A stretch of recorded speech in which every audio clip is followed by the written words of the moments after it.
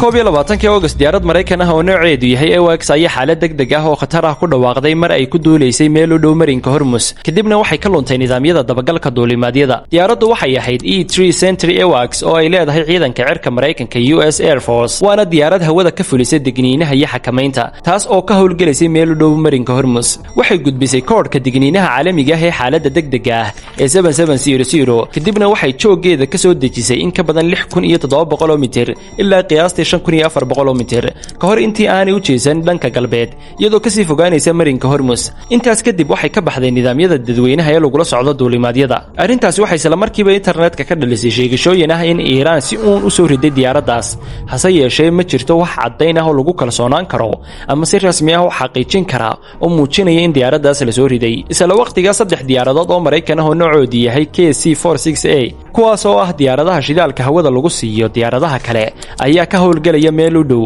iyagoo ku dul wareegaya hawada Imaaraadka Carabta iyo marinka Hormuz. haddaba maxaa dhacay dhab ahaantii ma waxay ahayd cilad farsamo miyaa la soo riday mise wax kale ayaa dhacay waqtigan xaadirka ma jiraan macluumaad la xaqiijiyay oo ku filan in si dhab ah loogu ogaado waxa dhacay ilaa faafahinta dheeraadka ah laga soo saarayo sheekada ugu weyn ma aha in diyaaradda la soo riday waxa ugu muhiimsan waa in diyaarad sirdoon iyo kormeer oo Mareykan ah ay ku dhawaaqday xaalad degdeg ah oo khatar ah kadibna ay ka luntay nidaamyada dadweynaha ee dabagalka duulimaadyada taas oo dhabarjab weyn ku ah ciidanka cirka Mareykanka xilli xiisadaha ka taagan agaarka marinka Hormuz ay aad u sareyso